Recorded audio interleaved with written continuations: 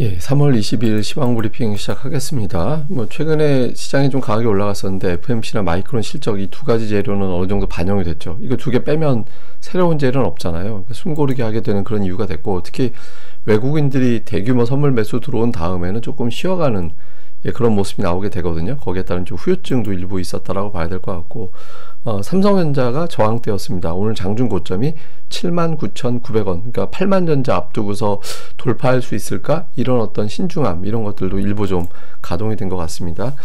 통신장비, 방산, 로봇주 일부 이 정도가 올라갔고, 2차 전지주 올라갔고요. 그 외에 이제 업종별로 보면 업종 내에서 종목별로 좀 다르게 움직이는 이제 그런 모습을 보인 게 특징이었습니다.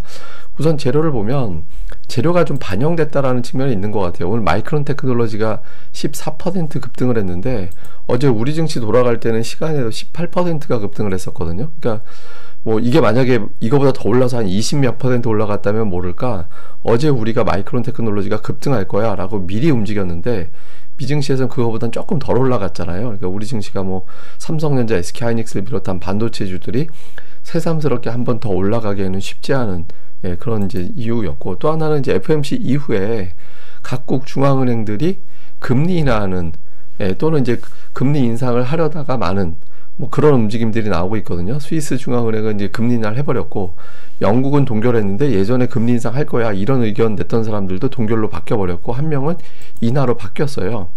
그래서 이제 국채금리가 행보를 했거든요. 근데 여기서 이제 좀 생각을 해봐야 되는 게, 원래 투자자들은 6월에 금리 인하를 생각을 했다가 최근에 생산자 물가지수가 높게 나오면서 6월에도 힘들겠다 라고 이제 우려를 했다가 다시 기대가 6월에는 하겠구나 이렇게 복원이 된 거예요. 그러니까 호재가 아니라, 대단한 호재가 생긴 게 아니라 걱정했던 게 덜어낸 거 정도이기 때문에 어제 올라간 걸로 이 재료는 충분하다 이렇게 이제 투자자들이 생각을 했을 겁니다. 그래서 FMC나 마이크론 테크놀로지 가지고 추가적으로 올라가기에는 조금 이제 쉽지 않은 그런 환경이 만들어졌죠. 여기에 오늘 환율이 갑자기 많이 올라갔거든요. 어제 내려온 거 그 이상 1.2%나 환율이 이제 급등을 하는 그런 모습이 나왔는데, 환율이 올라간 이유는 크게 두 가지 정도일 겁니다. 앞서 스위스가 금리 인하를 단행했다라고 했잖아요. 그러니까 스위스도 이제 주요 기축통화 국가 중에 하나죠. 비율은 좀 낮긴 하지만, 근데 어쨌든 미국은 상대적으로 금리 인하를 조금 천천히 할 것 같고, 다른 나라는 이제 금리 인하 할 것 같고, 이런 분위기 되면 달러가 강세를 보이게 되는 게 하나가 있고, 또 하나는 위안화인데 오늘 위안화가 크게 올라갔거든요. 달러당 위안화가 7.2 위안에서 움직이고 있었는데 거의 가두어 놓고 있었는데 이게 갑자기 위로 튕겨 올라갔잖아요. 그러니까 중국에서 추가적인 어떤 지급준비율 인하라든가 금리 인하 단행될 수 있다 이런 어떤 이야기들이 나오고 있고, 그리고 이제 중국에서 관리 이제 안 하는 것 같다, 환율 올라가는 거 좀 내비두는 것 같다 이런 분위기들도 만들어졌거든요. 그래서 환율 가지고도 제가 또 1시간에 얘기할 수 있는데 제가 이제 그거는 길게 할 수는 없는 것 같고, 어쨌든 환율이 올라가면서 중국도 환율 급등하면 나중에 또 후유증 생기는 거 아닌가 이런 걱정도 좀 있었을 겁니다. 그러다 보니까 추세적으로 좀 밀어붙이기에는 조금은 이제 부담되는 그런 요인이 있었을 겁니다. 다만 이제 반도체 실적이 워낙 좋다라는 전제, 그 다음에 주요 국가들이 완화적인 통화 정책을 쓰기 시작하는구나 이런 어떤 안도감이 있기 때문에 빠지지는 않는 거죠, 적어도. 그러니까 이제 좀 신중하게 한 발 물러서서 좀 지켜보는 그런 이제 움직임이 장중에 나왔다 이렇게 봐야겠습니다. 그리고 이제 수급 부담도 좀 일부 있었는데, 어제 외국인 투자자들이 선물 매수한 게 역대 10위 정도 됐거든요.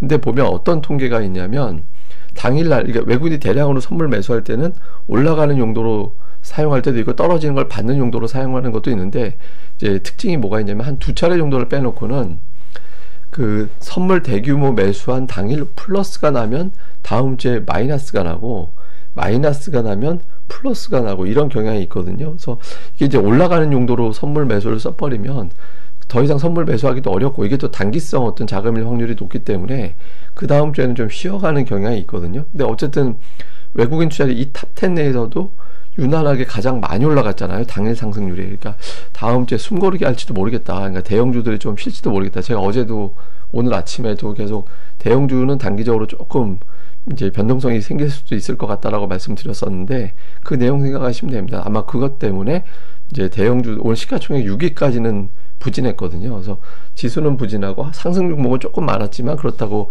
상승 종목 많은 안에서도 뭐 급등하는 양상이 아니고 전체적으로는 쉬어가는 그런 모습이 나왔던 것 같습니다.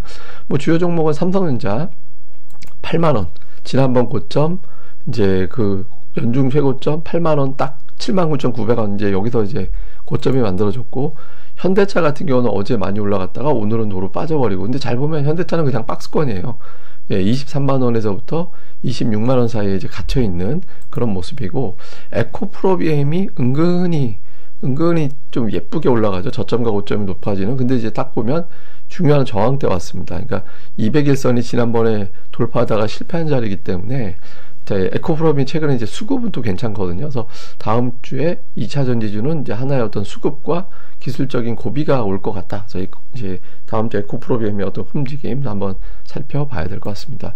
자, 수급에서는 외국인들이 오늘도 대량으로 이제 매수를 했습니다. 이번 주 3조 원 정도 매수를 했고요. 종목 보니까 오늘 삼성전자, 우선주 두 종목을 4,500억, 사실상 삼성전자 4,500억 산 거죠. 여기에 하이닉스까지 합치면 5,500억이 반도체였습니다. 그 다음에 이제 뭐 방산주라든가 뭐 밸류업 관련된 종목군들 이런 것들이 있었고, 자동차는 오늘 좀 매도로 바뀌었고요. 그 다음에 기관 투자자들은 2차 전지로 분류가 될 수 있는 종목군 한 덩어리, 그 다음에 이제 금융주들, 금융주들이 좀 한 덩어리가 있는 그런 모습을 좀 보였고요. 그 다음에 코스닥 쪽에서는 HLB 관련된 종목군들이 오늘은 이제 매도 쪽에 가 있고, 알테오젠, 에코프로 뭐 이런 종목군들이 좀 들어가 있는데, 딱히 이렇게 업종별적 특징은 없었는데 매도 쪽에 약간 반도체 종목들이 매도 쪽으로 넘어가 있는 게 약간의 특징이었고요. 다음에 저 기관 투자자들 같은 경우는 에코프로비엠이 가장 많은 매수 비중을 차지했고, 뭐 PSK홀딩스라든가 뭐 이런 것들도 있긴 합니다만은 특별하게 어떤 업종별 특징이 있었다 이렇게 하기보다는 이제 업종 내에서 골라서 담았다. 뭐 원래 이제 기관의 주특기가 골라 담기죠. 그러니까 그런 모습을 보인 게 이제 일종의 특징이었습니다. 자, 시장을 좀 정리해 보면 이제 FOMC가 끝났기 때문에 연준 위원들의 어떤 발언이 또 시작이 되거든요. 근데 어느 정도 노출이 돼서 이제부터는 아마 저 사람은 동결 얘기한 사람이겠구나, 이 사람은 연내 3번 얘기한 사람이겠구나 이렇게 추측이 될 건데, 어쨌든 연준 위원들의 발언이 되면서 이제 금리가 좀 움직일 수 있습니다. 근데 지금 금리 위치가 별로 안 좋아서 좀 내려가 주는 게 좋거든요. 그러니까 지금 금리는 시장이 연속적으로 쭉쭉 올라가기에는 좀 부담이 주는 수준입니다. 그래서 어쨌든 연준 또는 그 주변 인사들의 어떤 발언들, 그 다음에 애플이 다시 내리고 있고, 엔비디아는 좀 어정쩡하거든요.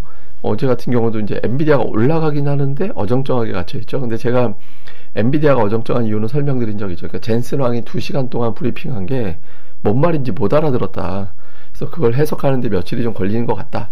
그러니까 이런 어떤 주장들이 좀 있거든요. 근데 어쨌든 애플이 됐든 엔비디아가 됐든 시장에 영향력 있는 종목군들이 무너지면 안 됩니다. 하나라도 좀 이제 버텨주면서 시장을 끌어올려주는 종목, 또는 이 외에 뭐 다른 종목도 이제 괜찮고요. 그 다음에 또 하나는 삼성전자인데 8만 전자 돌파할 거냐. 그러니까 저는 개인적으로는 뭐 그 삼성전자 통계적으로 보면 플러스로 전환된 해 그 다음에는 한 번 더 삼성전자가 플러스 연간 기준으로 가는 경향이 있거든요. 그러니까 그걸 감안해 보면 뭐 돌파할 거로 보여지긴 하는데, 그러니까 단기적으로는 좀 저항대죠. 그래서 이제 요걸 저항대를 좀 다음 주에 곧바로 넘어가 주는 움직임이 나오는지 수급 동향 봐야 될 것 같고요. 오늘 뭐 특징은 낙폭과대 통신장비, 방사는 뭐 오늘 말로는 이제 키우 러시아 뭐 이런 어떤 이슈 때문에 올라갔다고 하죠. 이제 방산 관련된 회의 정부에서 열리는 거 있잖아요. 아마 그것도 이슈가 됐었을 겁니다. 뭐 이런 등등으로 방탄주가 산별적으로 움직였다. 이제 이렇게 보면 되겠습니다.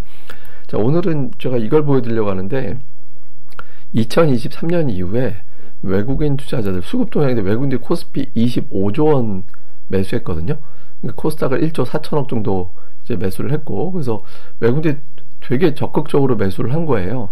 그래서 매수를 해서 이제 뭘 샀는지 봤는데 20조 원이 삼성전자인데 우선주까지 포함하면 22조 원, 삼성전자 22조 원, 그리고 하이닉스가 4조 원, 26조 원이 삼성전자와 SK 하이닉스고요. 다음에 자동차가 현대차가 4조 원, 기아가 1조 5천억, 5조 5천억이 두 종목입니다. 그러니까 30조 원 이상이 전차군단에 집중이 되어 있어요. 모비스도 아래 8천억 들어가 있잖아요. 그러니까 제가 이걸 왜 보여드리냐면, 그러니까 외국인들이 괜히 매수하는 건 없어요. 그러니까 괜히 매수하는 건 없고, 그러니까 빌드업을 해놓고 이제 그 종목들, 그 업종이 강세를 보이게 되는 경향이 있거든요. 그러니까 제가 이거를 통해서 이제 우리가 자꾸 힌트를 얻어야 되는 게, 삼성은 이제 하이닉스 자동차만 가는 게 아니라 그 주변에 딸려있는 종목은 100개가 넘잖아요. 예, 그러니까 항상 이제 이 빌드업이 된 상태에서 먼저 움직이는 종목, 그러니까 먼저 움직일 때는 외국인이 끌어가는 게 아니라 기관이 끌어갈 수도 있는 거고, 끌어갈 수도 있는 건데, 어쨌든 항상 빌드업이 돼 있는 상태에서 그 주변주를 자꾸, 그러니까 뿌리, 예를 들어서 뭐 삼성전자, 그럼 아래 뭐 종목수 최소한 10개, 하이닉스 그만 10개, 현대차, 기아 그러면 뭐 10개까지는 안 나오더라도 한 대여섯 개, 이렇게 딱 항상 머릿속에 담아놓거나 갖다 정리를 해놓고, 예, 그러고 나서 이제 움직임, 막 관심주 넣었다가 변화 생길 때 이렇게 또 접근하고 이렇게 가는 과정이 되게 중요합니다. 그래서 뭐 제가 뭐 수급을 자꾸 매일 데일리로 보여드리는 게, 어떤 종목, 그 제가 보여드리는 종목 안에서도 지금 빌드업이 돼 있는 종목군들이 되어 가고 있는 종목들이 있거든요. 그래서 그런 것들을 항상 여러분들이 직접적으로 수급을 직접 찾아보시는 게 되게 중요한 것 같아서 오늘 또 이 설명을 드렸습니다. 예, 또 오늘 하루 또 주말 또 잘 보내시고요. 저는 또 다음 방송에서 뵙겠습니다. 이 방송 구독하기와, 예, 좋아요 꼭 부탁드립니다. 감사합니다.